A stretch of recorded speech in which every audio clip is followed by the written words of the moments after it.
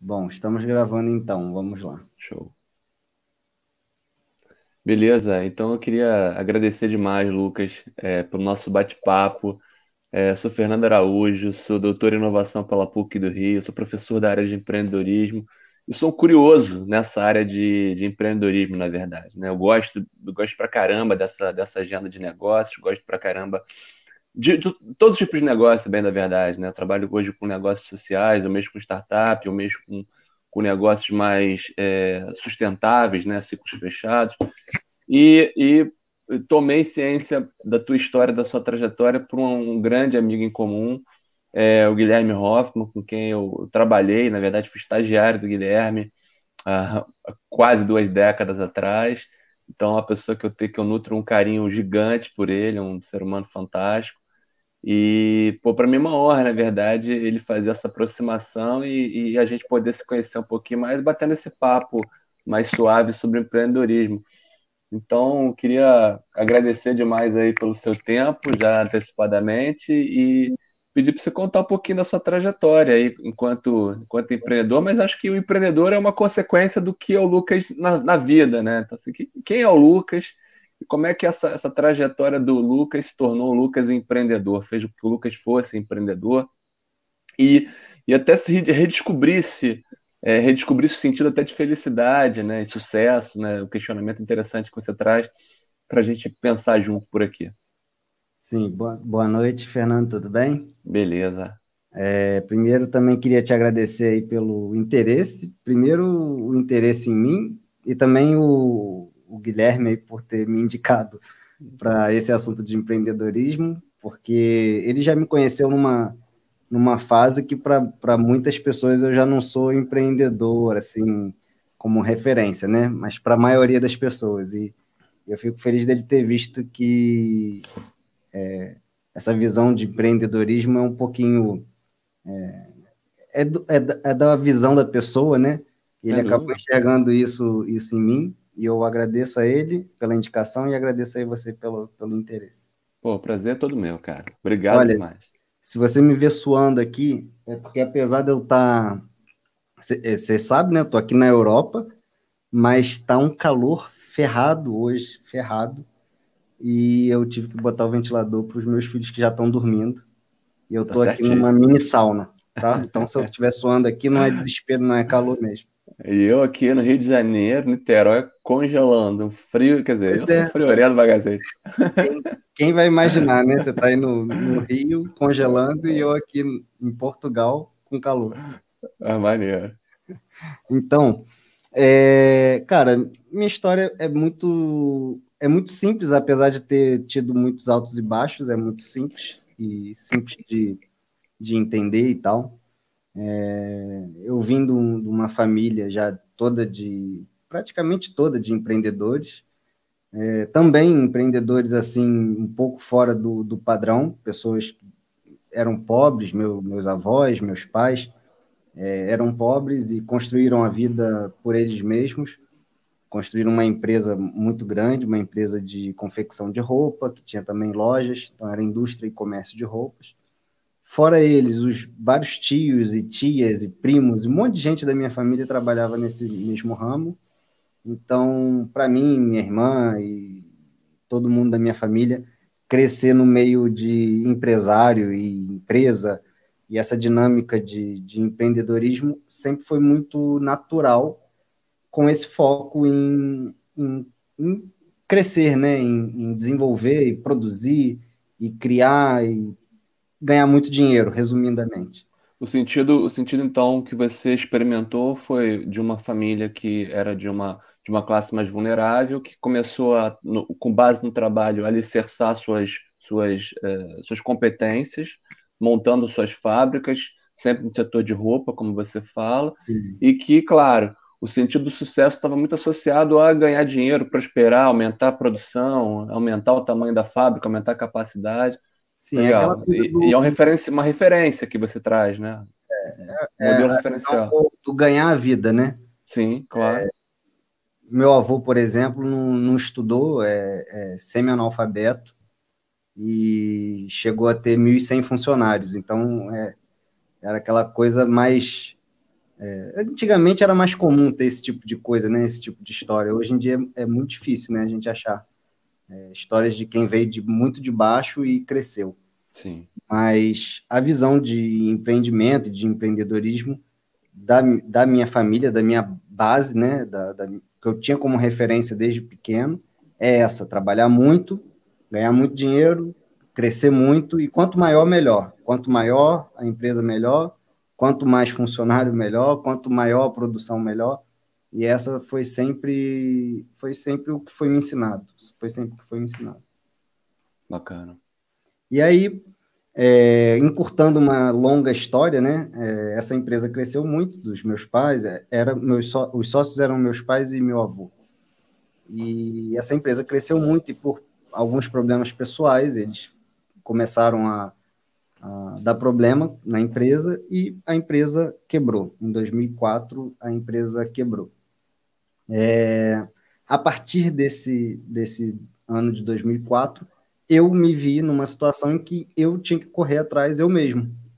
Então, eu corri atrás eu mesmo daquilo que eu via como sucesso, como o meu foco era sempre esse que eu aprendi, de correr atrás, ganhar dinheiro, montar uma empresa e crescer na vida. E você já trabalhava nessa empresa dos teus pais com teu avô? Você já trabalhava lá dentro? Eu trabalhei por um tempo, quando eu Sim. tinha aí entre 11 e 14 anos, mais ou menos. 11 e 13 anos, eu Então, bem trabalhei nessa novo, você já empresa. começou a trabalhar, né? Bem, Sim, bem, sim. bem garotão, né? Sim, Infância ainda, eu praticamente. trabalhava na empresa, né? Tipo, Uhum.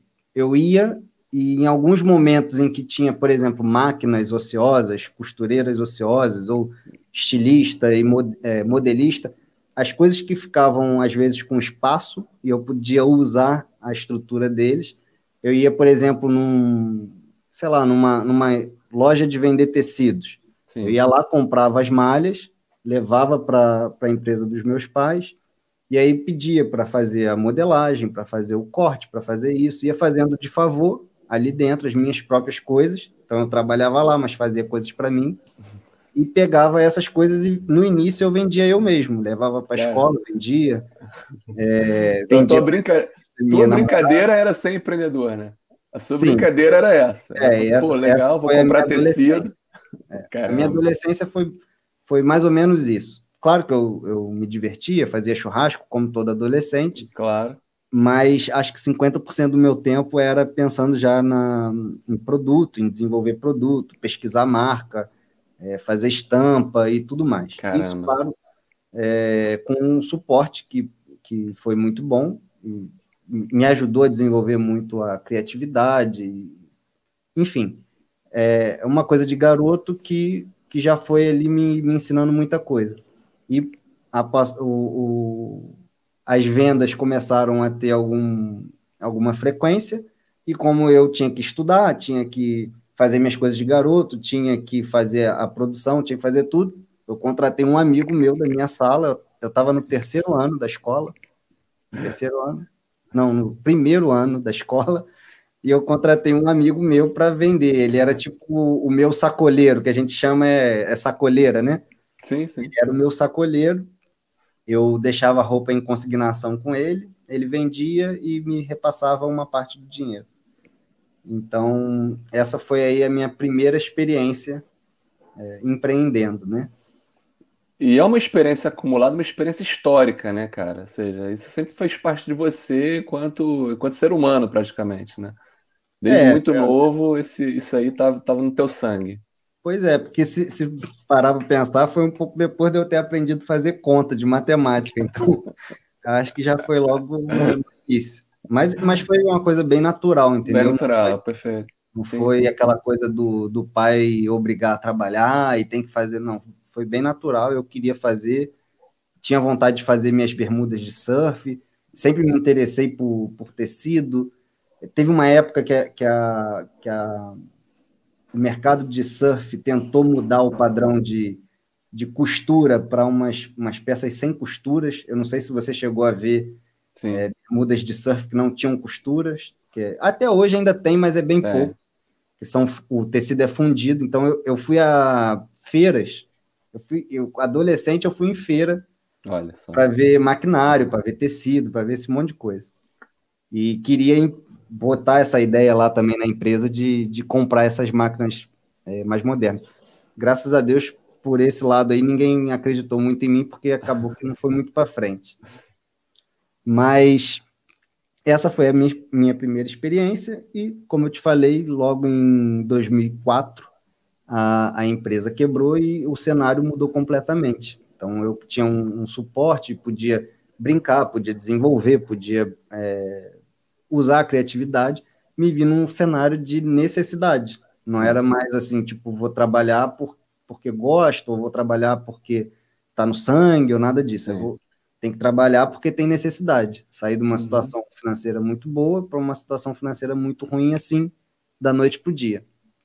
Então, a coisa que eu mais sabia fazer era trabalhar em fábrica de roupa. Minha brincadeira de criança era em fábrica de roupa.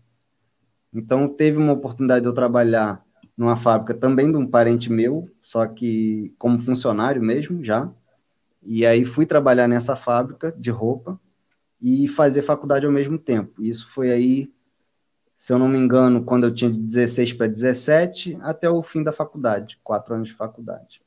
Eu fiz a faculdade de administração, bacharel em administração, pela Unilassalle, aí em Niterói. Sim. Né? Acho que estava bem no início da Unilassalle, quando eu comecei.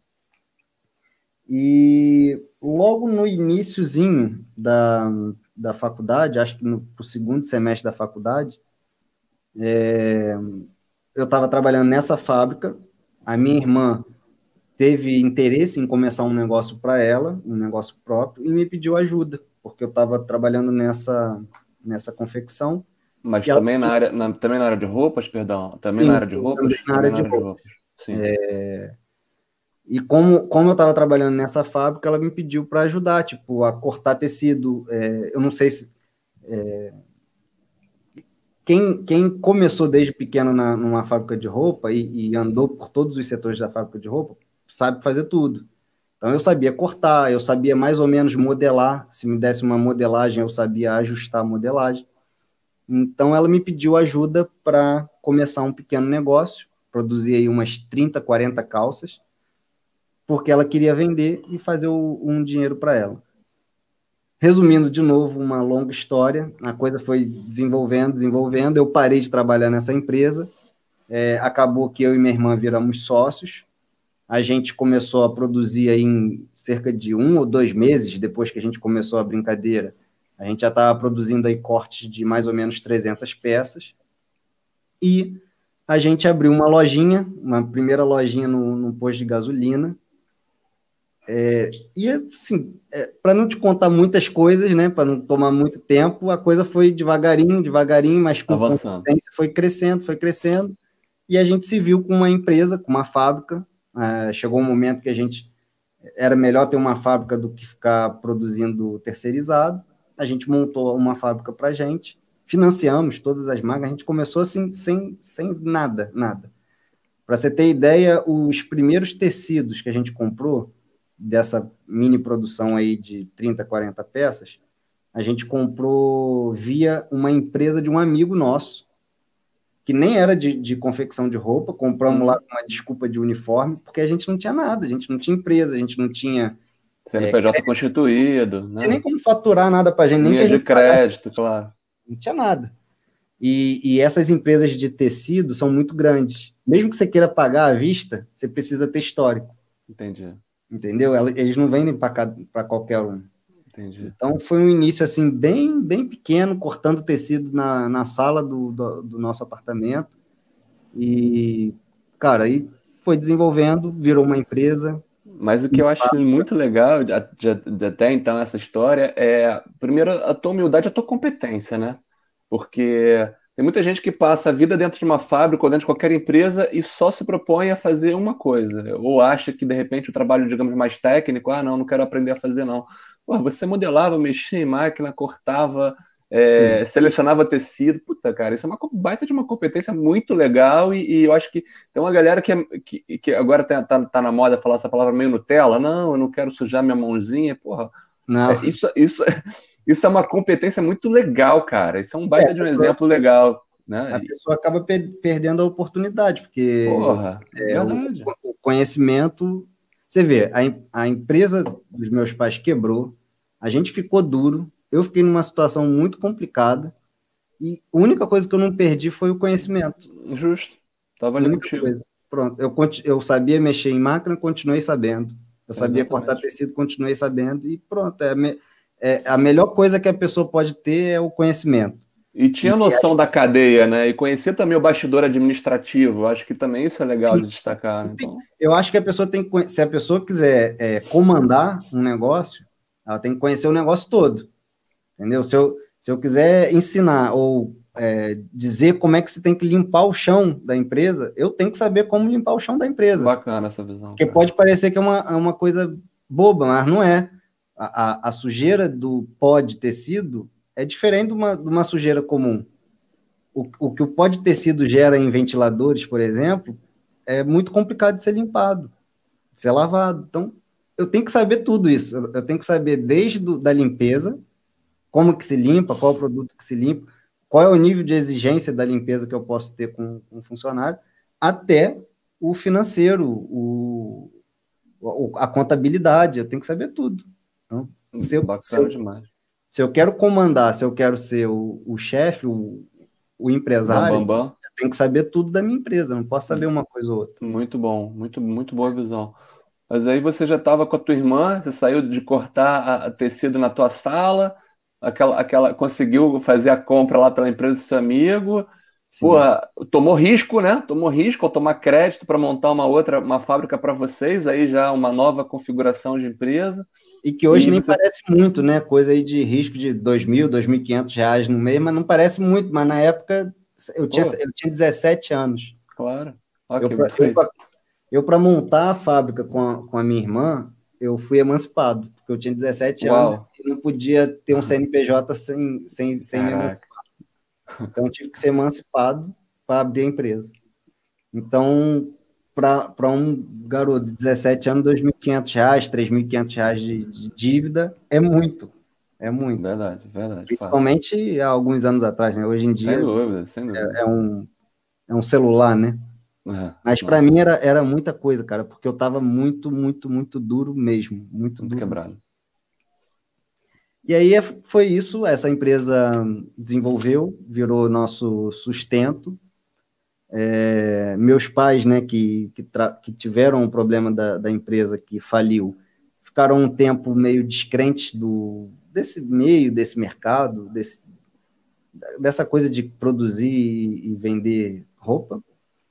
E a gente convenceu aos poucos eles virem a trabalhar com a gente. Então, eles aos pouquinhos vieram trabalhar com a gente. Então, foi meio que também uma reestrutura da nossa família, entende? Sim. Um pequeno resgate. Foi bem lento e devagar, mas foi tipo um resgate. E eles vieram trabalhar com a gente. Passaram alguns anos, né? Essa empresa aí, se eu não me engano, tá? Posso estar errando aí as datas. Eu acho que começou em 2006, final de 2006, essa empresa. Passaram alguns anos e também resumindo muito, tá? Resumindo muito a história. Não, de boa. Em dezembro de 2014, eu sofri um assalto dentro da empresa, né? Dentro da nossa fábrica. E esse assalto foi muito marcante, porque eu quase levei um tiro na cabeça no assalto. O cara errou a minha cabeça. E a partir dali, a minha mente começou a embaralhar. Deu uma embaralhada geral, eu fiquei meio sem norte. E parei de trabalhar na empresa, construí ali uma espécie de um home office em casa. Ia na empresa assim, tipo, parava em frente, baixava o vidro, deixava o que tinha que deixar e pegava o que tinha que levar e vazava para casa. Então, essa empresa já tinha dado certo, né? Sua perspectiva do que ia dar certo, né? Da empresarial, já estava avançando. Nesse momento do assalto, a situação da minha vida era: eu tinha uma filha de 1 ano e meio, certo. Minha esposa, que era minha namorada desde essa primeira aventura, desde os meus 13, 14 anos, ela já era minha namorada. Estava com o meu apartamento próprio e construindo uma casa. Legal. E minha esposa estava grávida já de praticamente 8 meses, nesse dezembro de 2014, grávida de 8 meses da nossa segunda filha. Essa era a minha situação. Financeiramente, eu estava confortável. Já tinha dado a volta por cima? Sim, nosso galpão era próprio, nossas máquinas eram próprias, já pagas. A gente estava com 9 lojas funcionando, tinha aí cerca de uns 100 funcionários, mais ou menos, e estava tudo bem, tudo bom. Uhum. Acho que a gente já era médio empresário, né? Já não era nem pequeno empresário.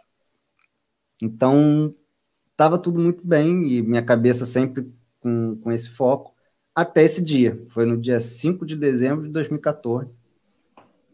A gente sofreu esse assalto e marcou muito a minha vida daí em diante.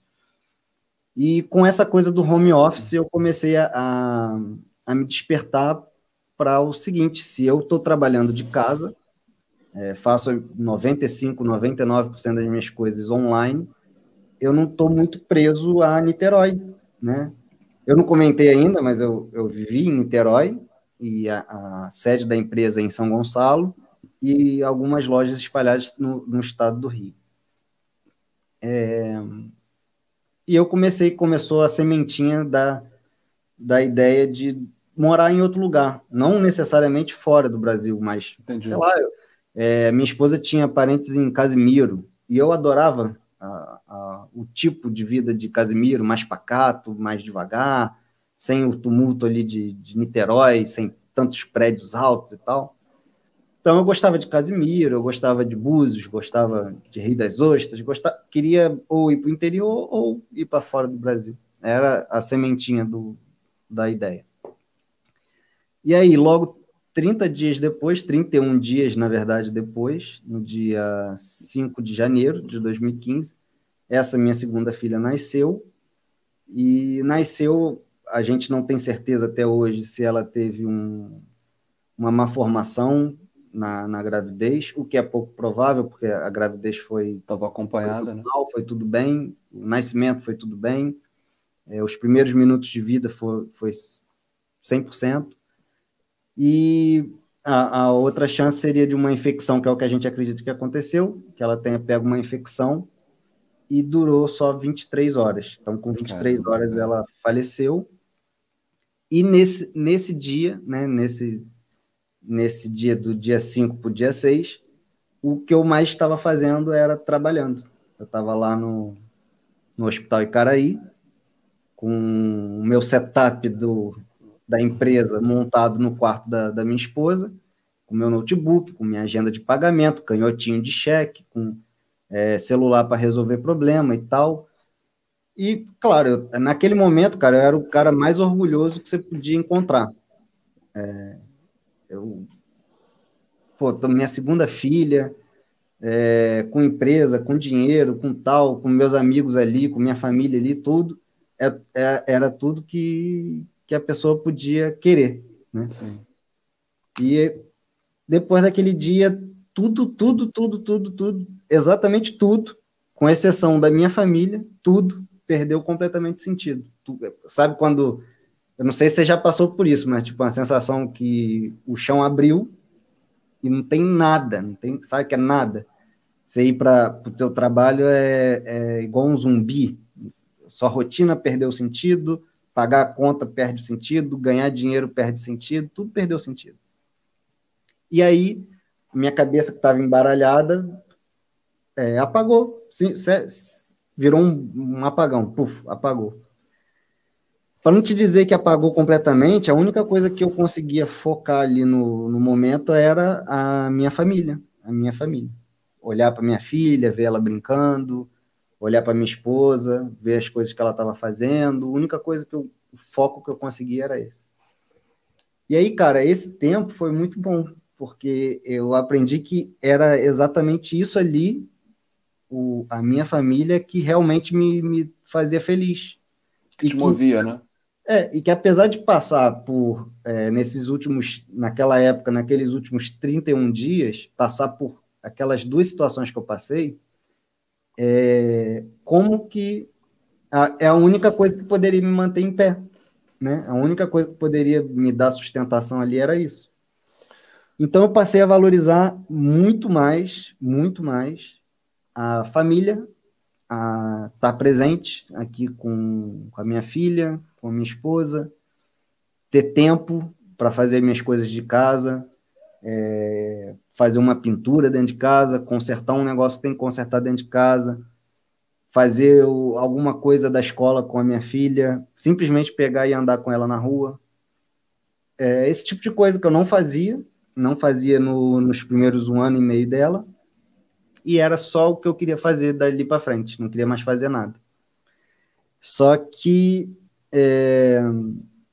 eu enfrentei algumas barreiras até dentro de mim, quanto das outras pessoas, justamente porque a visão que se tem de sucesso não é tempo com a família. A visão de sucesso que se tem não é de pintar parede dentro de casa. Quem está fazendo as coisas, a visão é de quem faz essas coisas é um loser, né? É um falhado.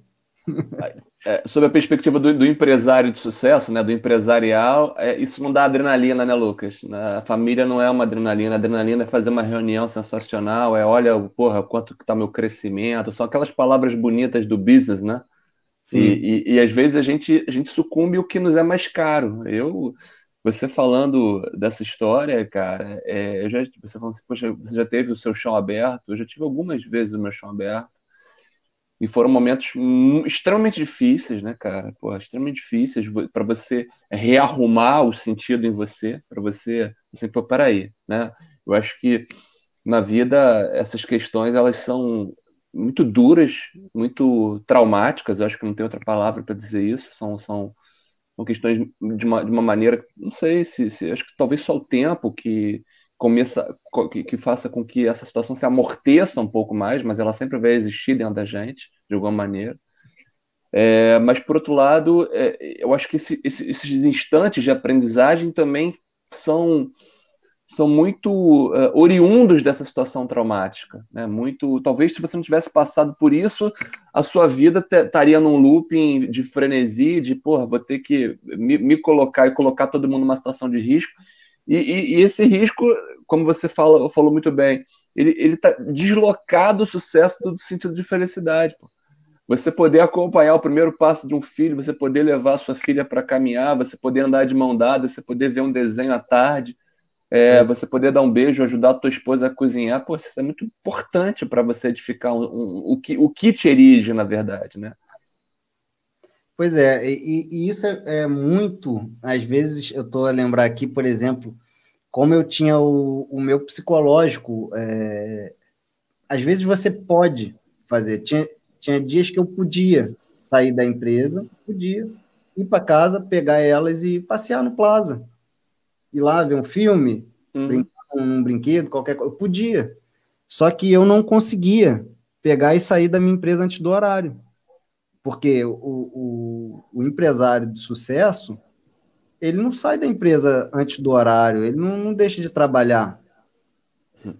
Não vou sair dali para ir passear. Eu não conseguia passear no horário de trabalho. Não dá. E, cara, agora se inverteu tudo. A minha mente já era, eu não consigo mais ir trabalhar porque eu quero ir passear com a minha filha. Eu quero ir no Campo de São Bento com ela e eu não quero ir para a fábrica no lugar disso. Claro, a gente não pode ser 8 ou 80, não é isso, mas a verdade é que a maioria das pessoas é 80 em relação a trabalho. Exato. E a maioria das pessoas, o foco, o norte para o sucesso, o norte para a vida é sempre trabalho, é sempre questão financeira. Você está falando, o principal tema que você aborda é empreendedorismo. Sim. Né? As pessoas enxergam, quando a gente fala empreendedorismo, qual é a primeira coisa que vem na cabeça? Empresa. Maluco multimilionário, terninha, né? Empresa, trabalho, Empresa, business. Dinheiro, empreendedorismo, é tudo relacionado à empresa. Não é assim, cara. De Empreendedorismo forma é nenhuma. sobre empreendimentos, né? Agora, se você botar na balança o objetivo do empreendimento, aí você vai ver como que as coisas estão um pouco confusas, porque normalmente o objetivo do empreendimento é trazer felicidade, né? Na faculdade de administração, a gente aprende o seguinte: a empresa só existe com um objetivo, ganhar dinheiro e dar lucro. Na faculdade de administração eu aprendi isso. Empresa não faz caridade, empresa não ajuda ninguém. O objetivo de uma empresa é dar lucro, só. Uma visão muito utilitária, né? Do Isso. objeto empresarial, né? E a gente logo associa empreendedorismo a isso. Sim. Então a gente fica vinculada a essa visão de lucro, dinheiro, trabalho, e crescer, e produzir, e tal. Só que, cara, e se eu começar a enxergar a minha filha como um empreendimento? Super empreendimento. Como um empreendimento, né? O grande empreendimento. Como é que muda? Como é que o norte já não é mais trabalho, quando o seu empreendimento não é empresa? Justo. Então, foi basicamente isso que mudou na minha cabeça. Hoje, meus empreendimentos são 90% pessoais. Eu te falei hoje, eu atrasei um pouco aqui para o nosso bate-papo, porque eu estou enrolado com um monte de coisa. Agora, esse monte de coisa que eu estou enrolado, 70% não é trabalho. Uma boa parte é coisa que eu estou fazendo de voluntário. Que legal, cara. Não ganho nada. Que legal. Estou a fazer algumas coisas aqui para minha igreja. Antes da gente começar a conversa, que eu estava editando vídeos para minha igreja, sem ganhar nada, ganhando zero, só mesmo como voluntário, porque eu gosto, me dá prazer em fazer. E eu assumi tudo isso que me dá prazer, que eu gosto, como um compromisso. Então, na verdade, hoje, o meu maior empreendimento, não sendo individualista, o meu maior empreendimento sou eu. Consequentemente, como o meu empreendimento sou eu, é a minha família, porque é o que eu mais gosto, o que eu mais cuido, quero cuidar, é a minha família. Então, hoje o foco é em mim, na minha família, nas pessoas que se pode ajudar com algumas poucas coisas. E por último, não que eu não trabalho, não que eu não tenho que fazer dinheiro para pagar conta, eu sou igual qualquer ser mortal. Tem aqui na minha gaveta conta para pagar, tem no meu e-mail, eu tenho cartão, tenho que ver meus tratos, sou igual a qualquer pessoa mortal. Só que, por último, é isso. Isso é tipo, eu tenho que fazer isso para pagar as minhas contas. E aí, eu acabei descobrindo, né? Acabei descobrindo Portugal com essa intenção, né, de viver dessa forma. Infelizmente, eu não acho que tenha muita opção de se viver assim no Brasil, infelizmente. A gente ainda é muito dependente de dinheiro para viver uma vida básica no Brasil, muito básica. Fato. Essa visão minha não combinava muito com viver aí. Não tem como você deixar, né, de ter plano de saúde, não tem como você deixar de pagar a escola, não tem como você deixar de fazer nada disso. E eu comecei a pesquisar lugares que eu podia ter uma vida simples, um trabalho simples, de preferência que fosse independente, que eu dependesse só do meu próprio trabalho. E acabei achando Portugal. Por acaso, a minha esposa é bisneta de português, então eu sabia da possibilidade de obter cidadania, né? Ter a cidadania. Não que a gente tenha vindo com a cidadania dela, tá? Eu vim com outro visto, eu vim com visto de rendimentos próprios, justamente porque tinha aí a empresa, tinha alguns imóveis, e acabei vindo para Portugal com essa intenção de viver uma vida simples. Não tenho mais visão de empreendimento como empresa, não tenho mais, sabe, tesão por crescer uma empresa e, cara, ter muitas responsabilidades, as pessoas me olharem, tipo, ah, é o patrão, é o chefe. Uhum. Eu com 23 anos, as pessoas me chamavam de seu Lucas. Seu Lucas. Às vezes uns velhinhos me chamavam de seu Lucas, com 23 anos. E, cara, te falar, é muito melhor chamar os outros de seu, botar a cabeça no travesseiro, dormir muito bem e ter tempo para fazer as suas próprias coisas e viver feliz, chamando os outros de seu do que sendo chamado de seu Lucas. Posso te dizer isso, pela minha experiência. Uma ótima reflexão, cara. Uma ótima reflexão. Concordo bastante, né? Pois é. Você dormir sobressaltado não é nada legal, né? Não. Então, o que você falou acho que a gente tem que trabalhar para viver, agora viver para trabalhar, a gente deixa muita coisa para trás, né? Sim. Eu acho que muito mais do que dar presente para filho, a gente tem que ser presente. E às vezes a gente terceiriza uma responsabilidade que ela é muito importante, né? Que é o nosso presente, aqui o presente que a gente ganhou para a gente cuidar bem, para que esse nosso presente cuide bem de outras pessoas, para que seja um bom ser humano, uma boa referência para a sociedade. Então, acho que é muito legal ouvir isso de você, é muito, muito, muito bonito, realmente, essa revisita, né? Esse processo que não foi, que o modelo mental do Lucas sendo alterado aí com as agendas da vida. Aí você chegando em Portugal, fala, perdão. É importante dizer que tudo isso que a gente está falando é tipo, eu estou resumindo o máximo possível. Claro. Ficar desgastante para quem for assistir. Mas não é tão simples quanto parece às vezes quando a gente resume. Não é tão simples assim. Toda essa mudança que eu tive que fazer é igual você manobrar um navio. É uma coisa muito lenta e é difícil. É difícil. A gente mudar nossos sistemas de crenças é muito difícil, né, cara? Muito difícil. Mudar, na verdade, não só mudar o nosso sistema de crenças, como mudar o sistema de crenças do nosso entorno. Porque a gente está manobrando uma família que tem, seus sogros, sua sogra, seus pais, né, sua irmã, sua empresa. Então, você conciliar, movimentar isso, imagino que não deva ter sido tão fácil. E principalmente, mas, por outro lado, era um propósito seu. Sim. E principalmente porque quem faz esse tipo de movimento, principalmente quando a pessoa nem precisa viver um estilo de vida diferente. Sim. Mas, assim, generalizando, quem faz esse movimento de sair do Brasil para viver num país desenvolvido, por exemplo, na Europa, ou para ir viver nos Estados Unidos, quase que a totalidade das pessoas faz um downgrade em relação à comodidade, entende? Sim. A pessoa pode manter os mesmos negócios, pode manter o mesmo rendimento, pode manter tudo, o mesmo estilo de vida. Só que, por exemplo, ter uma empregada doméstica é muito mais difícil. Ter um cara para tirar o teu lixo é muito mais difícil. Ter uma pessoa para fazer a tua comida é muito mais difícil. Então, qualquer pessoa que faça esse movimento, que faça essa mudança, vai passar um período de adaptação em relação à comodidade, porque as comodidades não existem. Existem, mas são muito mais difíceis, não só por causa de dinheiro, mas também de oferta de gente para trabalhar. Sim. E as pessoas que trabalham, nem todas se submetem ao que as pessoas se submetem no Brasil, por causa de dificuldade financeira.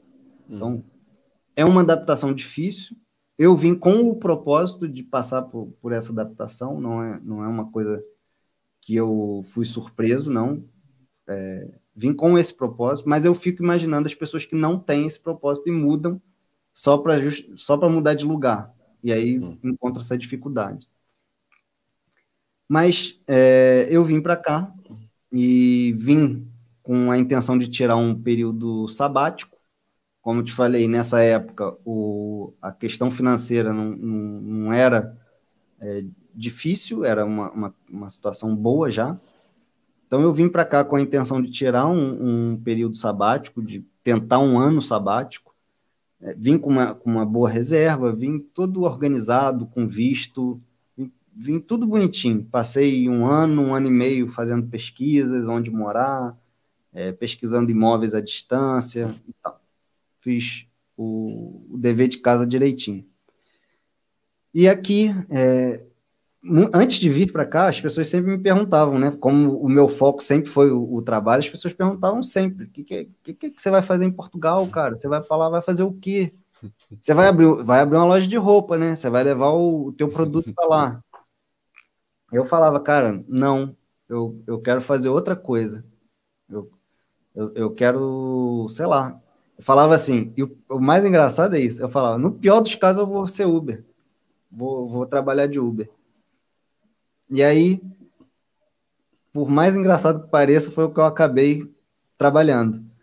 E isso aconteceu também, assim, de uma forma inesperada, também não planejada.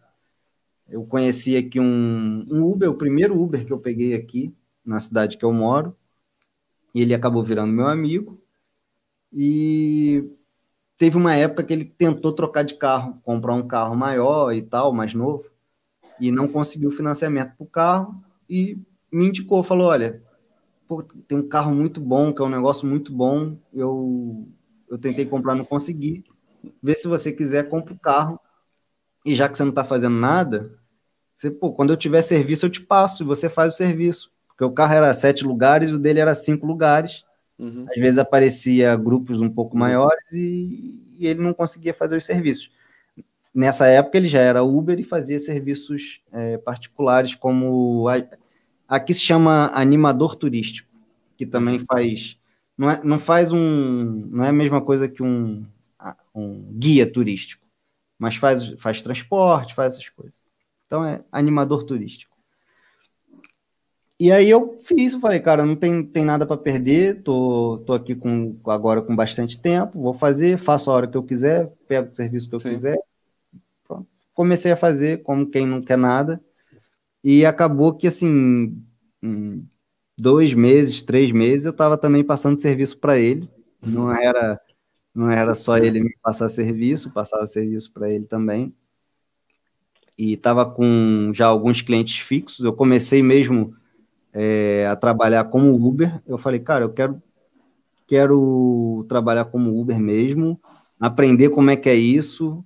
Eu ainda não conhecia muito bem, eu moro próximo a Lisboa, mas não moro em Lisboa, e falava, quero conhecer Lisboa. É aquela mesma coisa, é o mesmo DNA do cara que está na fábrica Na e fábrica quer conhecer todos os setores. Maneiro. Essa eu, analogia que estava fazendo, né? pois é, eu queria conhecer os caminhos, eu queria Isso conhecer aí. as ruas, queria conhecer todo mundo. Isso aí. E aí eu saía daqui, era 35 minutos, eu andava para Lisboa e ficava lá em Lisboa, trabalhava o dia todo e voltava.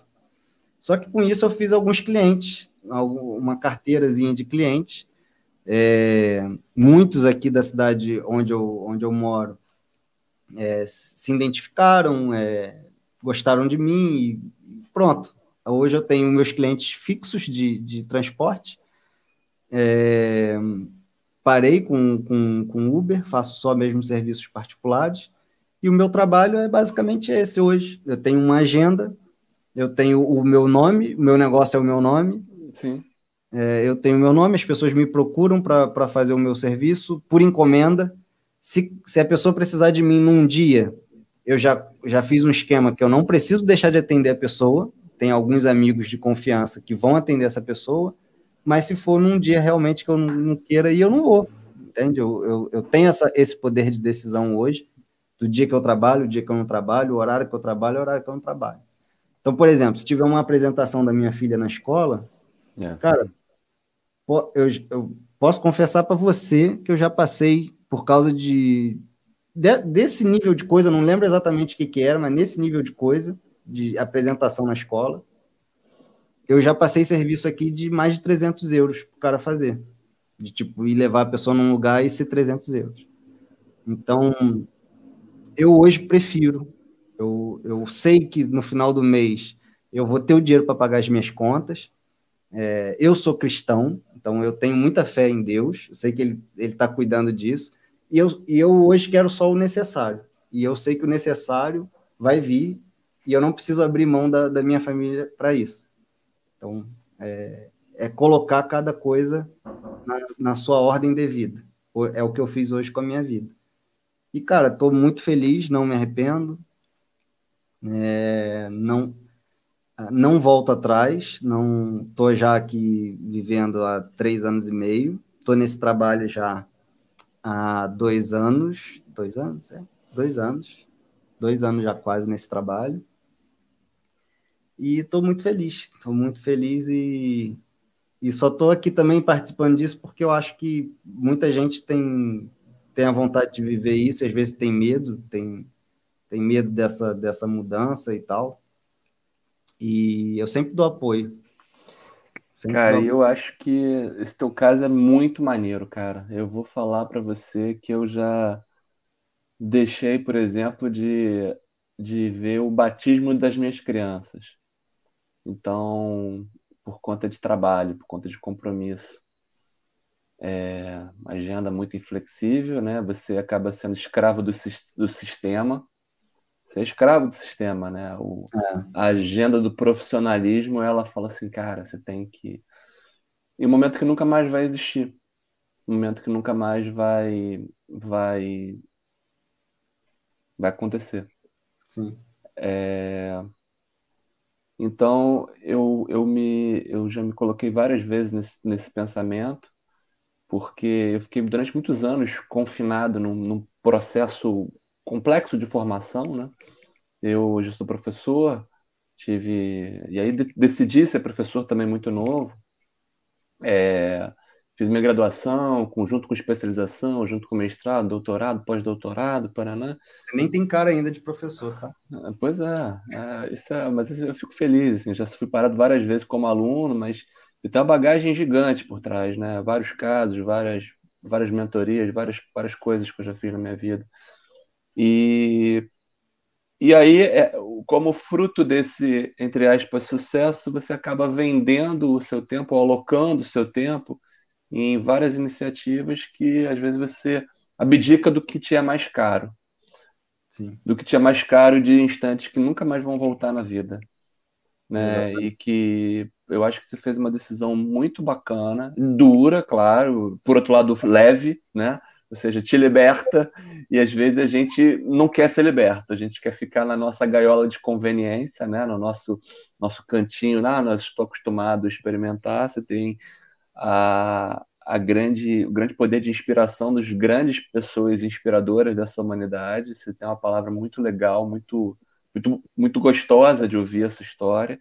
Apesar, claro, de serem momentos muito difíceis na sua vida, o que você ensina para as pessoas é leveza, é Obrigado. suavidade, caramba, vamos pensar no que nos é mais caro. E, porra, eu acho que isso é muito essencial. A gente está pensando muito em coisas, às vezes, muito supérfluas e esquece que o que é essencial, às vezes, nos é desgraça, né?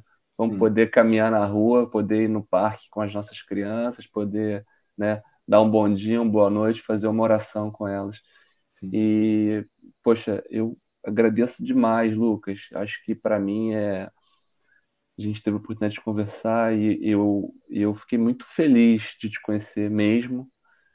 Eu desejo todo sucesso para você, sabe-se lá o que é esse sucesso, né? Obrigado. Sucesso de tempo, sucesso de saúde, sucesso de você poder ver as tuas crianças crescer, sucesso de uma família coesa, de uma família consistente, Sim, sucesso para você fazer as tuas viagens em segurança, quando você quiser, se você quiser, sucesso para você passar a sua palavra de verdade no seu canal do YouTube.